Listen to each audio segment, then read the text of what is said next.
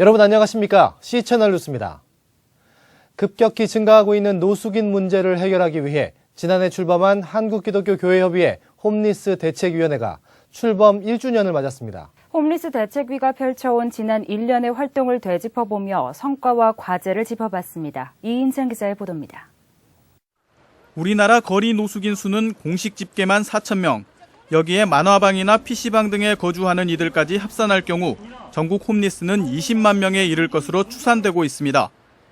지난 IMF 이후 기독교계는 전체 노숙인 지원 활동의 절반을 담당할 정도로 많은 노력을 기울여왔지만 최근 경제 악화로 다시 늘어나기 시작한 노숙인들까지 감당하기에는 역부족이었습니다.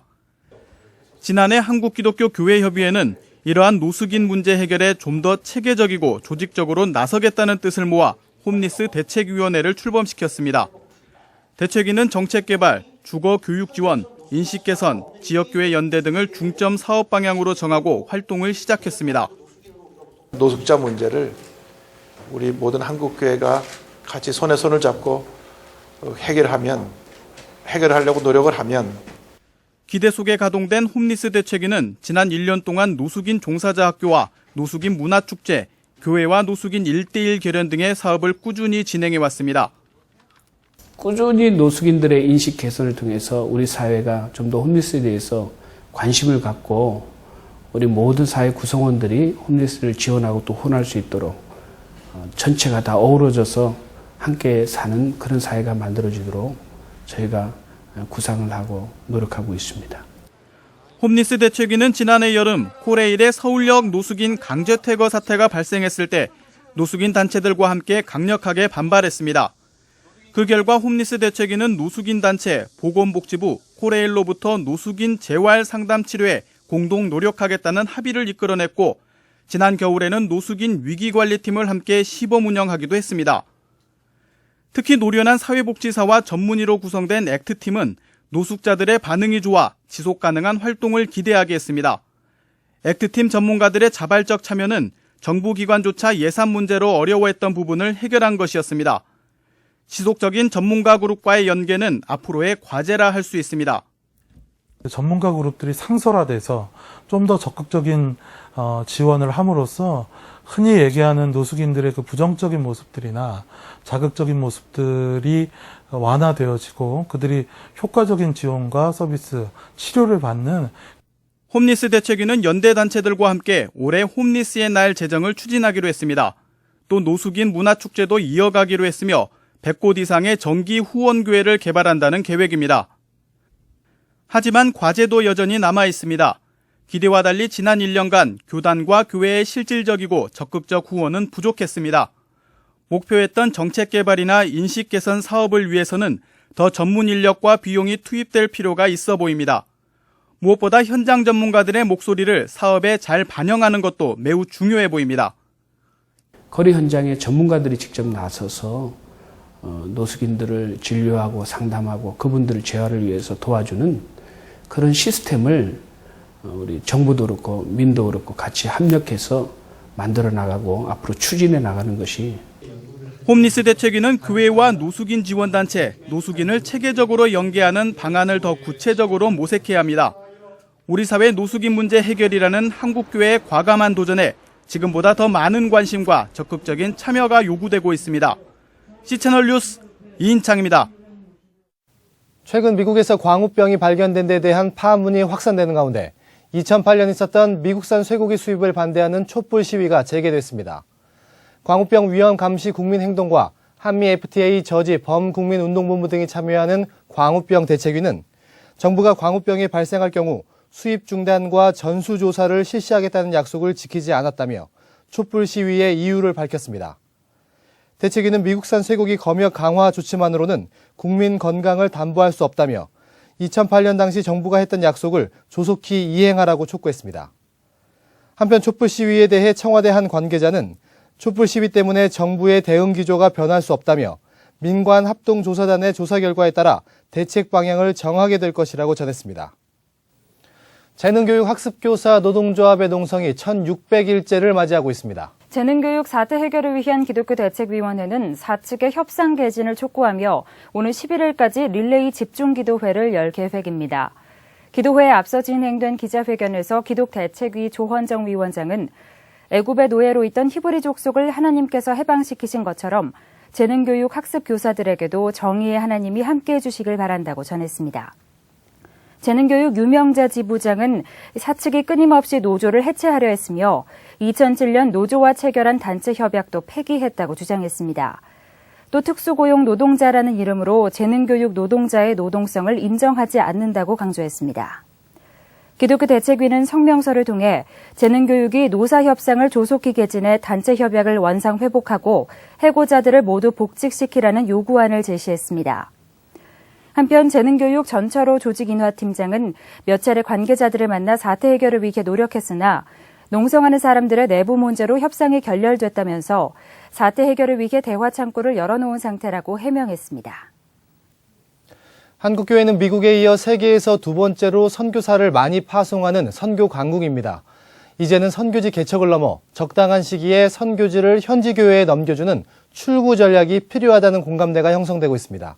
조은희 기자의 보도입니다. 한국세계선교협의회가 집계한 자료에 따르면 재작년 말까지 한국교회가 파송한 선교사는 모두 169개국 22,014명, 미국에 이어 두 번째로 많은 수치입니다. 그만큼 한국교회가 세계선교 강국으로 자리매김했다고 볼 수 있습니다. 최근 필리핀과 몽골 등 복음의 열매가 맺힌 국가들을 중심으로 현지인들이 자력으로 교회를 이끌겠다며 한국 선교사들에게 떠나줄 것을 요청하는 사례가 종종 나타나고 있습니다. 많은 선교사들이 사역지에서 평생 헌신하기로 다짐하지만 이러한 결심이 오히려 현지인들에게 부담이 될 수 있다는 분석입니다. 선교 현장의 리더들이 이러한 것들을 바라보면서 한국 선교사들한테 요구하는 것은 리더들을 키워달라는 요구가 있고, 키워진 그 리더십에서 키워진 사람들은 이제는 선교사님들이 사역을 안 해도 우리가 다 할 수 있다는 요구를 하게 됐습니다. 예를 들어서 필리핀이 그렇게 하고 몽골이 그렇게 하고 있고. 한국교회가 건강한 선교를 하려면 출구 전략이 필요하다는 공감대가 일선 선교사들을 중심으로 빠르게 퍼지고 있습니다. 이번 방콕 포럼의 주제를 출구 전략으로 잡은 것도 같은 이유에서입니다. 출구 전략이란 해외로 파송된 선교사가 자신의 사역 현장을 현지 교회에 성공적으로 이양하고 떠날 수 있는 구체적인 방안을 말합니다. 선교사들은 지금까지 한국 선교가 진입 전략과 출구 전략 사이에 불균형이 있었다고 평가했습니다. 선교지에서 어떻게 사역할지에 대해선 관심을 기울여 왔으나 사역을 마치고 어떻게 철수할지에 대해선 거의 생각하지 않았다는 겁니다. 출구 전략이라는 말을 쓸 때는 무책임하게 버려두자 그런 개념이 아니고, 선교가 선교의 역할을 정확하게 이해하고 그 이상도 그 이하도 아닌 그 역할을 해줄 때 그게 바로 건강한 선교라는 그런 관점에서 나온 것입니다. 출구 전략에서 가장 중요한 문제 중 하나는 바로 선교사들의 재산 문제. 그동안 몇몇 선교지에서는 사역에 사용되었던 재산을 선교사가 사유화해 무리를 빚은 적도 있었습니다. 방콕 포럼 선언문을 통해 선교사들은 선교지 재산권 이양 등을 구체적으로 언급하며 출구 전략에 이 같은 내용이 반드시 포함되어야 한다고 강조했습니다. 재산권의 문제들이 이제 문제가 되는 거예요. 그래서 그 문제들을 현지인의 리더십과 함께 가도록 이렇게 하지 못할 경우 이게 좀 심각한 문제가 생기는 겁니다. 이제 그런 예들이 몇 가지가 있는데, 어떤 선교사님들은 이제 그 재산을 마치 사유 재산인 것처럼. 무엇보다 선교사들은 선교사와 현지인 모두가 그리스도의 제자라는 정체성을 갖고 선교사가 현지에서 섬기는 자가 되는 것이 건강한 출구 전략의 핵심이라는 데 공감했습니다. 또한 선교지 진입, 유지, 출구, 그리고 출구 후의 지속적인 전략이 함께 연계될 때야 비로소 미래 선교 사역을 위한 바람직한 토대가 마련될 수 있다고 강조했습니다. 방콕 포럼은 출구 전략에 대한 인식 확산을 위해 조만간 국내에서 세미나를 개최하고 포럼 결과를 책으로 출간하기로 했습니다. 한국교회도 서구교회가 철수하며 이양해준 재산과 인프라로 지금과 같은 성장이 가능했습니다. 선교지를 개척해 사역을 펼치는 것을 넘어 이제는 현지의 자립도를 높일 수 있는 효과적인 출구 전략이 필요한 시점이 됐습니다. C채널 뉴스 조은입니다. 조세탈루 혐의로 검찰에 고발됐던 신천지 예수교증거 장막 성전과 이만희 대표에 대해 검찰이 불기소 결정을 내렸습니다. 신천지 대책 전국연합은 이러한 검찰의 결정에 반발하며 항고하기로 했습니다. 수원지방검찰청 안양지청은 법률상 자격 없이 기부금 영수증을 발행했더라도 조세 부과와 징수를 불가능하게 하는 적극적 행위가 아니며 세무서가 기부금 영수증 발행을 금지했고 환급세액 추징을 진행하고 있어 혐의 없음 결정을 내렸다고 밝혔습니다. 신천지 대책 전국연합은 검찰의 이 같은 처분에 대해 담당 변호사와의 논의를 거쳐 항고하기로 결정했습니다. 신천지 대책 전국연합 한 관계자는 상습적 탈세로 죄질이 불량한데도 검찰이 무혐의 결정을 내린 것은 이해할 수 없는 조치라고 비판했습니다. 한편 부동산 실명제법 위반 혐의로 고발됐던 두 건에 대해서도 검찰은 증거 불충분과 법인격 없는 사단을 이유로 공소권 없음 결정을 내렸습니다. 가정사역단체 하이패밀리가 5월 가정의 달을 맞아 장례 문화 바꾸기 캠페인을 전개하고 있습니다. 장례 때 수의 대신 평상복을 입자는 제안입니다. 하이패밀리 송기론 원장은 우리나라 장례 문화가 간소화됐다고는 하지만 고액의 수의와 관을 사용하는 관습은 변화될 기미가 보이지 않는다고 지적했습니다. 송 원장은 수의가 3배였던 것은 조선시대의 정장이 배옷이었기 때문인 것으로 추정된다며 오늘날 배옷을 입는 사람이 거의 없고 시신은 병원의 냉동고에 보관돼 부패 위험성도 적다고 전했습니다. 송 원장은 고급 수의의 경우 값이 500만 원에 달하고 관과 상주들이 입는 장례 의복까지 합치면 1,000만 원에 육박해 엄청난 장례 비용을 후손들에게 물리는 것과 같다고 전했습니다. 이보다는 장례 비용을 아끼고 고인의 유지를 받들어 사회 기부 등을 통해 의미 있는 일을 하자고 제안했습니다. 아울러 송 목사는 이번 캠페인이 장례 문화 자체를 거부하려는 것이 아니며 시대에 맞게 장례 문화를 변화시키고 더욱 의미 있는 문화를 만들어내는 데 목적이 있다고 강조했습니다.